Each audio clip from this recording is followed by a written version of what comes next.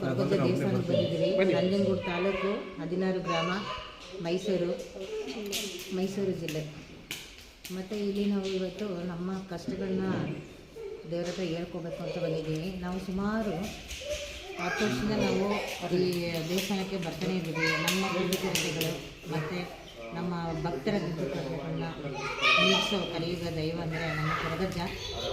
ಬೆಂಗಳೂರು ನಮ್ಮ ಒಂದು ಅವಿಯೂರಲ್ಲಿ ನಮ್ಮದು ಸಂಘಟನೆ ಇದೆ, ಪ್ರಾಣಾಂಬೆ ರಕ್ಷಣಾ ವೇದಿಕೆ, ಮಹಿಳಾ ಘಟಕ. ಮತ್ತು ಇವತ್ತು ನಮ್ಮ ರಾಜ್ಯಾಧ್ಯಕ್ಷರಾದ ರಾಜಶೇಖರ್ ಅವರದ್ದು ಹುಟ್ಟಿದಬ್ಬ.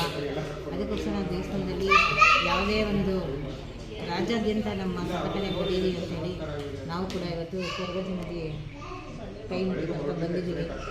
ಅದೇ ರೀತಿ ನಮ್ಮ ಇಡೀ ಕರ್ನಾಟಕ ರಾಜ್ಯಾದ್ಯಂತ ಯಾರು ಕಷ್ಟ ಇದೆ ಅವರು ಕೊರಗಜ್ಜ ಹತ್ರ ಬಂದು ತಿಳಿಸಿದಾಗ ಹೇಳಿದಾಗ ನಮಗೆ ನಮ್ಮ ಒಂದು ಕಷ್ಟನ ಪರಿಹಾರ ಮಾಡೋ ಶಕ್ತಿ ನಮ್ಮ ಕಲಿಯುಗ ದೈವಕ್ಕಿದೆ. ಅದೇ ರೀತಿ ನಾವು ಕೂಡ 10 ವರ್ಷದಿಂದ ಬರ್ತಾಯಿದ್ದೀವಿ. ಮೊದಲು ಕೇರಗಳ್ಳಿ ಗ್ರಾಮ ಇತ್ತು, ಈಗ ಇಲ್ಲಿ ನಂಜನಗೂಡು ತಾಲೂಕಲ್ಲಿ ಬಂದಿದೆ. ಅದೇ ರೀತಿ ನೀವು ಕೂಡ ಬಂದು ನಿಮ್ಮ ಒಂದು ಕಷ್ಟಗಳನ್ನ ಪರಿಹಾರ ಮಾಡ್ಕೋಬೋದು. ಅದೇ ರೀತಿ ಇವತ್ತು 26ನೇ ತಾರೀಕು ಕೋಲ ಇದೆ. ನೀವು ಕೂಡ ಒಂದು ಆ ಒಂದು ಕೊರಗಜ್ಜ ದೈವನ ಒಂದು ದೃಷ್ಟಿನ ನಿಮ್ಮ ಮೇಲೆ ಬಿದ್ದಾಗ, ನಮ್ಮ ಮೇಲೆ ಬಿದ್ದಾಗ ಒಂದು ಪರಿಹಾರ ಆಗುವಂಥ ಕಷ್ಟಗಳನ್ನ ಪರಿಹಾರ ಮಾಡೋವಂಥ ಶಕ್ತಿ ಸಿಗುತ್ತೆ. ಅದಕ್ಕೋಸ್ಕರನೇ ಎಲ್ಲರೂ ಬನ್ನಿ, ನಿಮ್ಮ ಕಷ್ಟಗಳನ್ನ ನೀವು ಪರಿಹಾರ ಮಾಡ್ಕೊಳ್ಳಿ. ಇಷ್ಟು ಹೇಳ್ತಾ ನಾನು ಮಾತು ಮುಗಿಸ್ತಾ ಇದ್ದೀನಿ. ಜೈ ಕರ್ನಾಟಕ.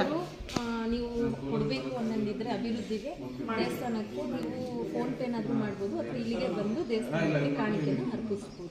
ಎಲ್ಲರೂ ಮಾಡಲೇಬೇಕು ಅಂತ ಇಲ್ಲ, ಅಂದರೆ ನೀವು ಬನ್ನಿ. ಫಸ್ಟ್ ಇಲ್ಲಿಗೆ ಬಂದಾಗ ನಿಮಗೆ ಗೊತ್ತಾಗುತ್ತೆ. ನೀವು ಎಷ್ಟೋ ವರ್ಷಗಳಿಂದ ಕೆಲಸ ಆಗಿರಲ್ಲ, ಕೋರ್ಟ್ ಕೆಲಸ ಆಗಿರ್ಬೋದು, ಗಂಡ ಹೆಂಡತಿ ಜಗಳ ಆಗಿರ್ಬೋದು, ಗಂಡ ಕುಡಿತಾ ಇಲ್ಲ ಅಂತ ಆಗಿರ್ಬೋದು, ಮಕ್ಕಳಾಗಿಲ್ಲ ಅಂತ ಅನ್ಬೋದು, ಏನೇ ಒಂದು ಪರಿಸ್ಥಿತಿ ಇದ್ರೂ ಕೂಡ ಇಲ್ಲಿ ಬಂದು ನಿಮಗೆ ಅದು ಆಗುತ್ತಲ್ಲ, ಅದು ನಿಮಗೆ ತಾನಾಗಿ ನಿಮಗೆ ಆ ಬುದ್ಧಿ, ಮನಸ್ಸು ಬುದ್ಧಿ ಬರುತ್ತೆ.